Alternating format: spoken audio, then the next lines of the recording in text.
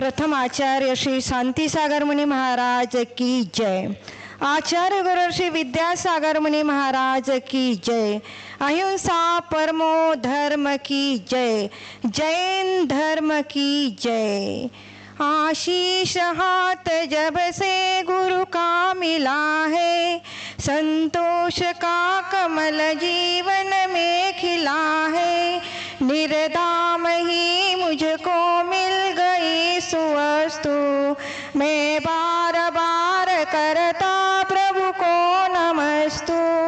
मैं बार बार करता गुरु को नमस्तु। वंदना। उपस्थित सर्व बंधू आणि भगिनींनो, सर्वांना जय जिनेंद्र। वंदना। आज माझ्याकडे जो विषय आलेला आहे, जैन साहित्यात स्त्रीचं काय योगदान आहे। विषय खूप सुंदर आहे। एक स्त्री ज्यावेळेस 16 शृंगार करते, 16 शृंगार केल्यानंतर फार मांगलिक असतात 16 शृंगार। हे आजचं लिपस्टिक लावणं, पावडर लावणं हे 16 शृंगारमध्ये येत नाही। 16 शृंगार अतिशय मांगलिक सांगितलेले आहेत। आपल्या जैन शास्त्रात देखील त्याचे वर्णन आहे। तर हे 16 शृंगार स्त्री करते, त्यातला सर्वात मोठा शृंगार आहे तिलक, जो फार मांगलिक असतो। जैन साहित्यात स्त्रीने दिलेलं योगदान हे जैन साहित्यात तिलक आहे, अतिशय मांगलिक आहे। जैन आत्ताची जे एकदा आचार्य महाराजांनी सांगितलं होतं की 24 तीर्थंकर होऊन गेले। 24 तीर्थंकरांच्या काळात आदिनाथ भगवान आणि महावीर स्वामी यांच्या काळातील जीव मंदबुद्धी आणि वक्रदृष्टीचे आहे, आणि 22 तीर्थंकरांच्या काळातील जे जीव होते ते अतिशय सहज सरळ स्वभावी होते। हे सांगितलं, गुरूंनी सांगितलं, आचार्यांनी सांगितलं, ठीक आहे, लगेच मान्य करणार। पण आजची पिढी आपण पाहतो, आदिनाथ स्वामींच्या काळात पण तसेच जीव होते। प्रमाण पाहिजे, उदाहरण पाहिजे, एक्झाम्पल पाहिजे, त्याशिवाय आम्ही मानणार नाही। आपण आज बघतो, मुलांना सांगायला गेलं, मुलं म्हणतात प्रमाण द्या, उदाहरण सांगा, असं नाही आम्ही मानणार। तर मग हे सगळं आज जे जैन साहित्यात लिहिलेलं गेलेलं आहे, त्याचं उदाहरण आपण काय देणार। तर ज्या जैन स्त्रिया सीतेपासून द्रौपदी, महासती, अंजना वगैरे ह्या सगळ्या स्त्रिया आहेत, या सगळ्यांचं जे चारित्र्य आहे ते आपल्याला साक्ष आहे, पुरावा आहे। त्यामुळे जैन साहित्य अतिशय मांगलिक म्हणलं। चारित्र्य, धीरता, वीरता, गंभीरता हे सगळ्याचं जर आपल्याला साहित्यात वर्णन करायचं म्हणलं, कारण जैन साहित्य हे काही कथा कादंबरी नाही आहे, ती आत्म्याची, मोक्षमार्गाची प्राणशक्ती आहे। जैन साहित्याची आजच्याच काळात नाही तर प्रत्येक काळात गरज आहे। जैन साहित्याने व्यक्ती सृजन होते, नीतिमत्ता टिकते, समाज चालतो, धर्म चालतो, घर चालते, अध्यात्माचा विकास होतो, व्यक्तीचा विकास होतो। साहित्याशिवाय जीवन पशुवत आहे। पशूंच्या आणि आपल्या जीवनात फरक काय आहे? पशूंना साहित्य मिळालेलं नाही, त्यांना धर्म मिळालेला नाही। आपल्याला साहित्य मिळालेलं आहे, आपल्याला धर्म मिळालेला आहे, आणि त्यामुळेच आपलं जीवन सुसंस्कृत आहे। आपण आता पाहूया की जैन साहित्यात मग स्त्रीने काय योगदान दिलं आणि ह्याचं एवढं का अभिमान मानायचा। तर आत्मा हा स्वतंत्र आहे, आत्मा स्वयंप्रकाशित आहे, तिथे स्त्री पुरुष भेद नाही। असं जरी असलं तरी जैन धर्म हा अनेकांत आणि स्याद्वाद रूपाने चालतो। ते स्त्री आणि पुरुष हा भेद आहे, पर्याय दृष्टीने आहे, तो मान्य करावा लागेल। स्त्री ही पापभीरू आहे, स्त्री ही पराधीन आहे, लघु आहे, थोड्या अल्प प्रमाणात ती दुसऱ्यावर अवलंबून आहे, आणि ते सत्य नाकारून चालणार नाही। आणि या सगळ्यातून स्त्रीने जे साहित्याला योगदान दिलं आहे ते अभिमानास्पद आहे। आणि आता स्त्रीचे आपण 4 भागात विभागणी करूया। स्त्रीने कशी आपल्याला योगदान दिलं, तर सगळ्यात पहिल्यांदा दिलेलं स्त्रीने योगदान, तर प्रथम अतिप्राचीन काळ घेतला तर त्या अतिप्राचीन काळात ज्या चारित्र्यवान स्त्रिया होऊन गेल्या त्यांचा एक पार्ट होईल। दुसरा होईल की ज्यांनी तप साधना स्वीकारली, ग्रहत्याग केला, संन्यास धारण केला, त्यांचा एक भाग घेऊया। तिसरा भाग कुणाचा, तर ज्या संसारात राहून देखील साहित्याशी एकनिष्ठ राहिल्या, साहित्याची निर्मिती केली। चौथा भाग कुणाकडे येतो? चौथा भाग आता आपल्याकडे येतो। तर आता स्त्रियांचे 3 तेजस्वी स्वरूप तर दिसतात, आता चौथं तेजस्वी स्वरूप कसं दिसलं पाहिजे, किंवा कुठं दिसतं का सगळ्यांच्यात दिसतं आणि आपल्याला दिसलं पाहिजे, यासाठी आपण काय करायला पाहिजे। तर आता सगळ्यात पहिल्यांदा प्रथम भाग घेऊया। प्रथम भागात काय येतं, तर स्त्रीने साहित्याला योगदान कसं दिलं। महासती सीतेचं उदाहरण घेऊया। अतिशय चारित्र्य, जिने अग्नीचं पाणी केलं. ज्यावेळेस सीतेला कृतांत वक्र सेनापती वनात सोडण्यासाठी निघाले, त्याचे डोळे भरून आलेले होते, बोलू शकत सुद्धा नव्हता कृतांत वक्र. तिने सगळं जाणलं सीतेने. सीता रथातून खाली उतरली.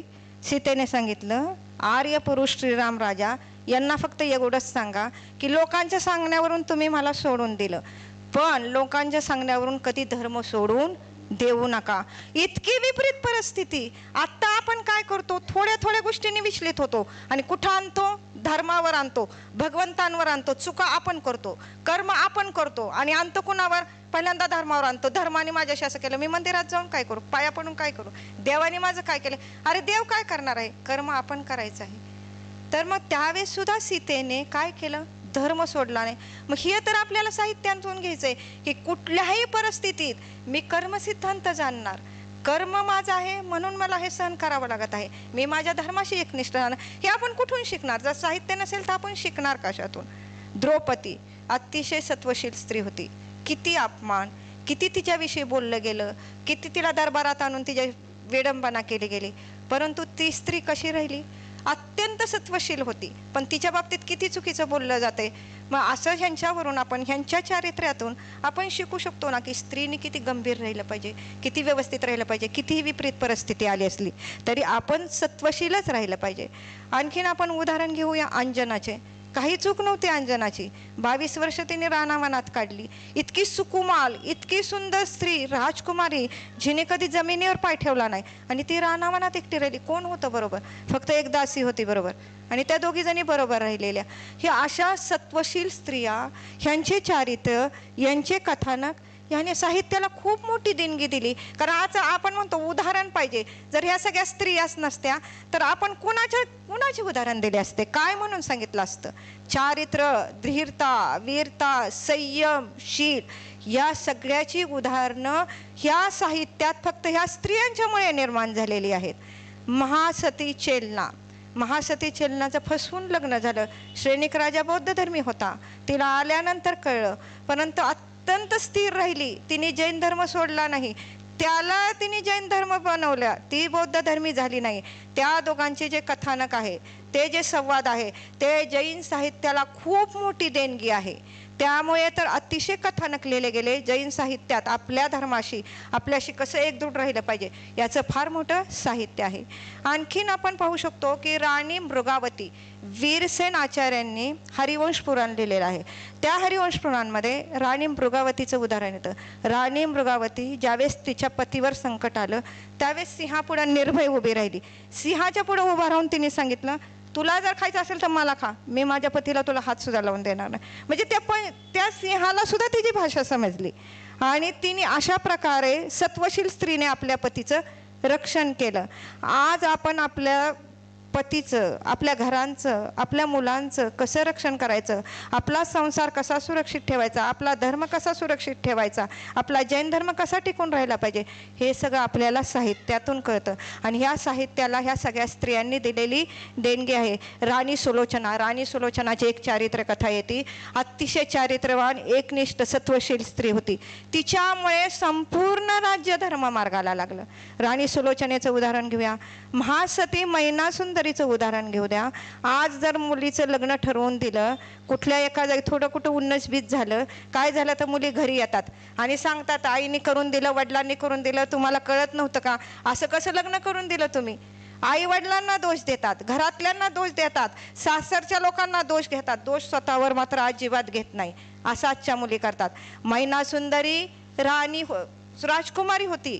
इतकी सत्वशील स्त्री होती की 700 कोडी तिच्या बरोबर होते आणि श्रीपाल राजाला कोड झालेला 700 कोडी त्यांच्या बरोबर होते. तिथं दुर्गंधीचा पुढं कुणी थांबू शकत नव्हतं म्हणून त्यांना राज्याच्या बाहेर काढलेलं होतं. पण त्या सत्वशील स्त्रीने कुणाला दोष दिला नाही. राजाला सांगितलं, तुम्ही मला बघून दिलंय, तुम्ही माझं काय करू शकत नाही, कर्म माझं आहे म्हणून मी इथं आलेले. राज्याच्या बाहेर तिने राहून पतीचा कोड दूर केला.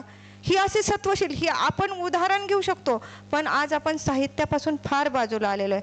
आपण मुलांना हे काय ऐकवत नाही, काही सांगत नाही. आज फक्त मोबाईल हातात आलेला आहे, सारखं त्या मोबाईलवरच चालू असतं, साहित्य बाजूला पडलेलं आहे.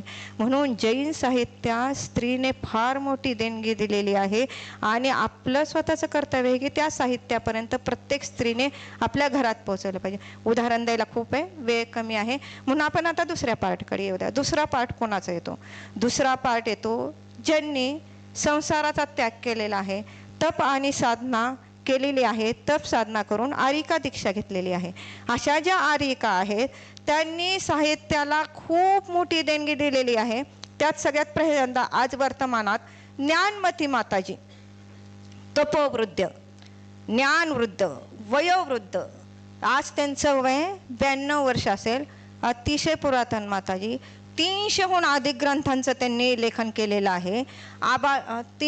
300हून माझ्या वाचण्यात आलं, परत वाढलं असेल साहेब. हां, तर त्यांनी बाल विकास म्हणून 4 भाग लिहिलेले होते. म्हणजे माझ्यासमोर जे उदाहरण झालेलं आहे मी ते सांगते.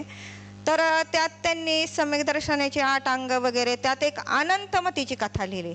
त्यात अनंतमतीची कथा लिहिल्यानंतर अनंतमतीची कथा काय होते की आई वडिलांनी अष्टांगिक आहे म्हणून ब्रह्मचर्य व्रत घेतलं, अनंतमतीने ते ऐकून व्रत घेतलं आणि ते आजीवन घेतलं. तर एक आत्ताच वर्तमानातले मी उदाहरण सांगते. तर एका दंपतीने ती कथा ऐकून ब्रह्मचर्य व्रत घेतलं आणि आई वडिलांनी ब्रह्मचर्य घेतलं म्हणून मुलीने पण ब्रह्मचर्य व्रत घेतलं. म्हणजे असं साहित्यातून अनेक लोक उदाहरण घेऊन वाचून आपलं जीवन आध्यात्मिक बनवू शकतात. तर अशा ज्ञानमती माताजींचं साहित्य खूप प्रगाढ आहे. येथूनच मी त्यांना वंदनामी करते. बोलायला तर खूप त्यांच्याविषयी विस्तार आहे, पण थोडक्यात बोलायचं म्हणून एवढंच बास करते. दुसरं आपण विज्ञानमती माताजींच्या विषयी बोलू शकतो. विज्ञानमती माताजी, त्यांना वारसा पण तसाच लाभलेला आहे. आचार्य गुरु विद्यासागर महाराजजी, त्यांचे गुरु आचार्य ज्ञानसागर महाराजजी, त्यांचे शिष्य होते विवेक सागर महाराजजी. विवेक सागर महाराजींच्या ह्या शिष्या ज्ञानमती माताजी, त्यांचा चातुर्मास करमाळा येथे झालेला आहे. आचार्य सुनील सागर महाराजजी जे आत्ता वर्तमानात विद्यमान आहेत, त्यांनी त्यांच्याविषयी विज्ञानमती माताजींच्या विषयी शब्द वापरला की आचार्य कुंदकुंदांच्या गाथेत जो विज्ञान शब्द येतो तो पाहायचा असेल तर विज्ञानमती माताजींना पाहायचं. विज्ञानमती माताजींनी शील संस्कार, शील मंजुषा, गर्भसंस्कार हे जे ग्रंथ लिहिलेले आहेत, स्त्रीने पुरुषाने शील व्रताचं कसं पालन केलं पाहिजे, लहानपणापासून शीलाची महिमा कशी जपली पाहिजे, ह्याचं सगळं त्याच्यात विवेचन आहे. सगळ्या प्रकारचे विधान त्यांनी लिहिलेले आहेत. 24 टाणा, सिद्धांत चर्चा, सम्यक ज्ञान, बाकी सगळे विधान, प्रगाढ साहित्य आहे. आहार विज्ञान पण त्यांचं साहित्य आहे. जीवनशुद्धी, व्रतशुद्धी, आहार शुद्धी, शरीर शुद्धी, सगळ्या प्रकारच्या शुद्धी कशा प्रकारे राहिले पाहिजे याचं पण वर्णन अतिशय सुंदर विज्ञानमती माताजींनी केलेलं आहे. विज्ञानमती माताजींनी गृहस्थ जरी असला तरी गृहस्थाने ब्रह्मचर्य व्रताचं पालन किती, कसे, का करावे याचे देखील विस्ताराने वर्णन आहे. सगळ्यात मला सांगा वाटतं की आजची जी तरुण पिढी आहे त्या तरुण पिढीने विज्ञानमती माताजींचं शील संस्कार, शील मंजुषा तरुण पिढीसाठी जे लिहिलेलं साहित्य आहे ते वाचलं पाहिजे. तरुण पिढीसाठी आज ते वरदान आहे, त्यामुळे तरुण पिढी वाहवत जाणार नाही. विज्ञानमती माताजींच्या बाबतीत पण बोलण्यासारखं खूप काही आहे. आता आपण पाहूया पूर्णमती माताजी. अत्यंत अध्यात्माशी नाळ जोडलेली. ज्यावेळेस त्यांचे आध्यात्मिक भजन ऐकतो, आध्यात्मिक आपण पूजन करतो, विधान करतो, हा जीव भगवंतांशी इतका तन्मय होतो, अध्यात्माशी इतका तन्मय होतो. पूर्णमती माताजींनी पण अशी अजोड देण दिलेली आहे साहित्याला. आरिका दृढमती माताजी, आरिका दृढमती माताजींनी इष्टोपदेशवर केलेली रचना आहे. एक छोटंसंच उदाहरण आहे पण फार सांगून जातं आपल्याला. त्यात एक उदाहरण दृढमती माताजी सांगत होत्या की भरत चक्रवर्ती जेव्हा स्वाध्यायाला बसायचे, भरत चक्रवर्ती स्वाध्याय करायचे, तर स्वाध्यायाला बसताना त्यांच्या सगळ्या राणी स्वाध्यायाला बसायच्या. त्या सगळ्या राणी स्वाध्यायाला कसा बसायच्या तर सगळ्यांनी धवल वस्त्र परिधान केलेले असायचे. धवल वस्त्र, डोक्यावर पदर, आणि असं वाटायचं की जणू इथं आरिका मातांची धर्मसभा बसलेली आहे. अशा प्रकारे भरत चक्रवर्तींचा स्वाध्याय चालायचा. यातून आपण काय घेणार? यातून आपल्याला कळलं पाहिजे की ज्यावेळेस आपण स्वाध्यायाला जातो, धर्मसभेत जातो, मंदिरात जातो, आपल्या ज्येष्ठ मंडळींसमोर जातो, तेव्हा आपण कसं जायला पाहिजे, किती विनयाने जायला पाहिजे, किती साधेपणाने जायला पाहिजे, गंभीरतेने जायला पाहिजे. म्हणून ह्या सगळ्या स्त्रियांनी ज्यावेळेस हे सगळं साहित्य लिहिलं, सांगितलं, ही साहित्याला त्यांची असलेली आजोड आपल्याला देण आहे. आरिका प्रशांतमती माताजी, त्यांचा कर्णानियोग खूप चांगला आहे. त्यांनी आपल्याला कर्णानियोगची फार मोठी देण दिलेली आहे. आरिका सुपार्श्वती माताजी, त्यांचंही साहित्य खूप छान आणि प्रगाढ आहे. आरिका मृदुमती माताजी, म्हणजे खूप आरिका आहेत की ह्या सगळ्या आरिकांनी आपल्या आपल्या परीने जैन धर्माला इतकं प्रगाढ साहित्य दिलेलं आहे. साहित्य आहे, गरज आहे ते फक्त बघण्याची, ऐकण्याची आणि प्रत्येक जनमानसात पोहोचवण्याची. माझ्याकडून थोड्याफार आरिकांची नावं राहत आहेत, पण आता म्हणजे जर इतकं विस्ताराने जर बोलत बसले तर मग पुढचं बोलणं वगैरे राहून जाईल. आता तिसऱ्या कॅटेगरीत कोण येत आहे? तर तिसऱ्या कॅटेगरीत आपण प्राचीन महिला पाहू. कर्नाटकमध्ये शीतला देवी म्हणून होऊन गेल्या. त्या शीतला देवीने इतक्या अत्यंत प्रतिकूल परिस्थितीत जैन धर्म टिकवला, राजकारण देखील सांभाळलं.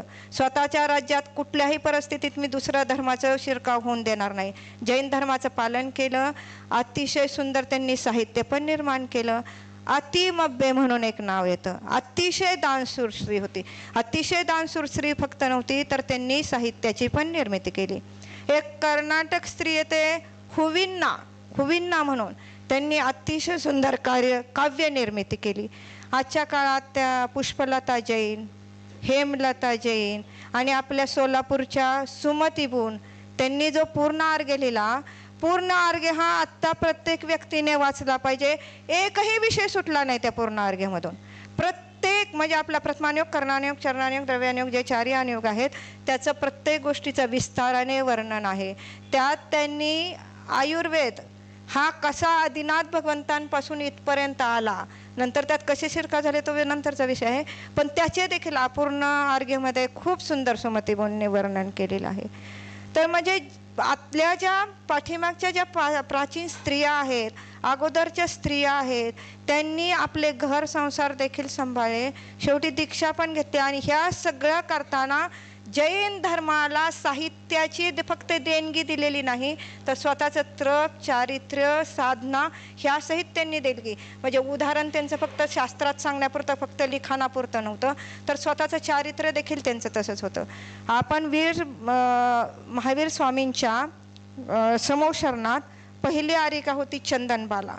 चंदनबाला तर इतक्या प्रतिकूल परिस्थितीत राहून देखील तिने आपल्या एकनिष्ठेने धर्माचं पालन केलं आणि प्रथम आरिका म्हणून समोशरणात ते होते. समोशरणात पण आपण बघतो की समोशरणात चौपट भाग हा स्त्रियांचा असतो. मग ही सुद्धा एक प्रकार साहित्याला देणगी आहे ना. कशी देणगी आहे? आत्ता सुद्धा इथं स्त्रिया जास्त बसलेल्या असतात. जी जो गोष्ट पुढे नेतो तो त्या गोष्टीला देण देत असतो. तर अशा प्रकारे आपण जर प्राचीन इतिहास पाहिला तर खूप मोठी देणगी जैन साहित्याला स्त्रीची आहे. प्रत्येक घरात जी आत्ता सत्य आणि अहिंसा पाळली जात आहे त्या पाठीमागे स्त्रीची शांत तपश्चर्या आहे. स्त्री ज्या घरात स्त्री असते, स्त्रीला धर्मपत्नी म्हणलं जातं. का धर्मपत्नी म्हणलं जातं? कारण ती धर्म घरात आणते, धर्माचं पालन करते. पतीला धर्मपती म्हणलं जात नाही, स्त्रीलाच धर्मपत्नी म्हणलं जातं. कारण स्त्रीचंच कर्तव्य आहे की मी घरात धर्म आणणार. आता ह्या 3 प्रकारच्या स्त्रिया झाल्या. चौथी स्त्री कोण? चौथी स्त्री आपण आहोत. आपलं साहित्याला काय योगदान आहे? साहित्याला मी काय योगदान देऊ शकतो? आपण प्रत्येक गोष्टीत दुसऱ्यावर दोषारोप करतो. ह्याने हे केलं, त्याने ते केलं, त्याने ते केलं.